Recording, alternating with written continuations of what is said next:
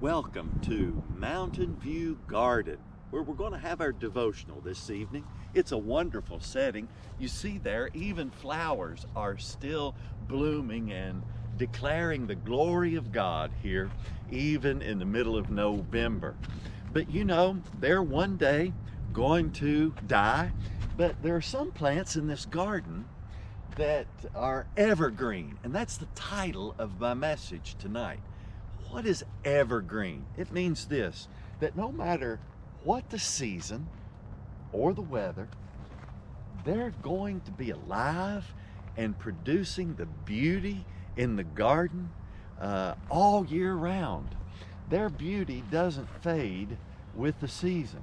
And so some of these you see here are going to be declaring that beauty and life. It's life-giving, alive, all year round.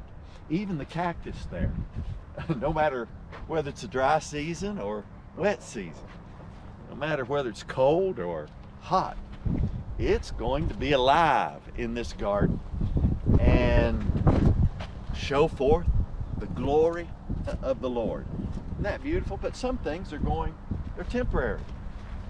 When the cold comes, it's over for them. And so today, we are in Acts chapter 12, and we see here that a great persecution, terrible persecution, started by Herod against the church in Acts chapter 12. And in verse 2, we see that James, the brother of John, was beheaded, and Peter was seized and thrown into prison. Now, God just performed a miracle, and Peter was able to escape. But Herod was proud of what he had done because it caused all the Judaizers there to be happy and pleased. And so we pick up the story in chapter 12 with Herod in verse 21. On the appointed day, Herod, wearing his royal robes, sat on his throne and delivered a public address to the people. They shouted, "This is the voice of a God, not of a man." Immediately, because Herod did not give praise to God, an angel of the Lord struck him down, and he was eaten by worms and died. You see, his glory, dressed in all of his fine clothes, came to an abrupt end. But you know what the next verse says? The next verse says, "But the word of God continued to spread and flourish." It's the word of God that's evergreen. Even in a tremendous, terrible season of persecution in the church, what the word of God produced in the people kept spreading, kept flourishing, kept bringing life to all those that received it. It produced in them a life that was abundant by the Spirit of the living God.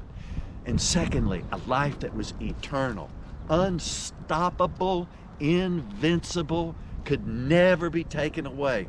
And so even persecution just poured oil on the fire of the passion of God's people who knew that the word of God implanted in them had produced this life.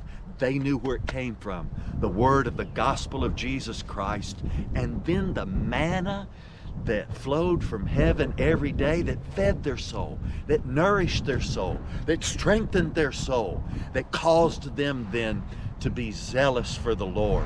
Let that be in this day and age, so that we might flourish no matter what's going on in the circumstances of this life, in our world. It could be this or that. It doesn't matter for the church of God. For the church of God is fed on the word of God, and no matter what, it is evergreen, producing life, all for the glory of God, not the glory of man. And that's who we live for, the eternal glory of God. And so let's take heart, be encouraged. 3 takeaways tonight. Number 1, let's build our life on the word of God that lasts forever. And then at the end of life, you and I will not be disappointed. We'll be able to stand in the day of God's judgment, that storm that's coming. and not be destroyed, but we will be able to stand because the Lord's word will make us stand, because our faith has been in Him and our life has been built on His word, trusted in it, and you and I will be solid and safe in the arms of the Lord. Number 2, we're in a battle, and we don't have enemies of flesh and blood. No, our enemy is the devil, spiritual forces of wickedness in high places. And so let's put on the armor of God. And the only armor, according to Ephesians chapter 6, verse 17, that goes on the offense is the sword of the Spirit, which is the Word of God. But in that verse, Paul exhorts the believers to take up the sword of the Spirit, which means very intentional every day, because every day's a battle, to take up that sword of the Spirit so that we do not shrink back, get discouraged, or are taken off track. We're on a narrow road that leads to life, and the Word of God is a lamp unto our feet and keeps us straight. If we get off, then it'll pull us back on if it's close by us, and so if it's active in our life. Now, Tony Evans said of this sword, he said it's not the long sword. He said it's the dagger that people carried around and was used when the battle got up close, impersonal, in your face, and that's what the devil is bringing, right in your personal space. And so you got to have that ready. Now, Jesus, on the day of his temptation, the devil tempted him, threw everything he could at him. And Jesus quoted the Word of God. Why? Because the Word of God always flourishes, always is invincible, and will accomplish what it says it will accomplish. And so nothing can stop it. And so it's always going to bring life, and the devil does not like it. And he fled. He went away from Jesus. And so we need to remember that when our battles come, for our families, for our health, and for the whatever it is, we need to have the Word of God.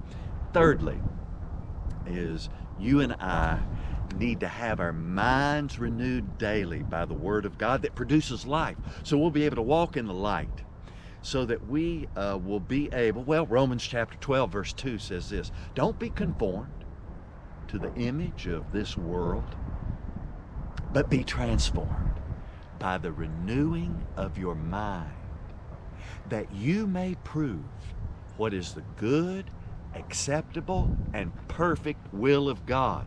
And that's what we want to walk in, is that good, acceptable, and perfect will of God. And there's only one way that that's going to be proved, is if our mind is renewed, washed in the Word. Why? Because we're not to walk in our own understanding. And there are many influences in this Word, in this world, so that the best thing we can do is hide His Word in our heart, and every day feed off the manna that comes from heaven that God's given us to keep us grounded in reality, strengthened from heaven, and ready for the day. Now, I'm going to end with this verse. It's awesome, from 1 Peter chapter 1, verse 23. The man who lived during all those challenges, it says this: for you were born again, not of perishable seed, but of the imperishable seed, the enduring Word of God. For all men are like grass, and their glory is like the flowers of the field. The grass withers, the flowers fall, but the word of the Lord endures forever. And this is the word that was preached to you. Well, may God bless you and keep you. May His face shine upon you and light your way.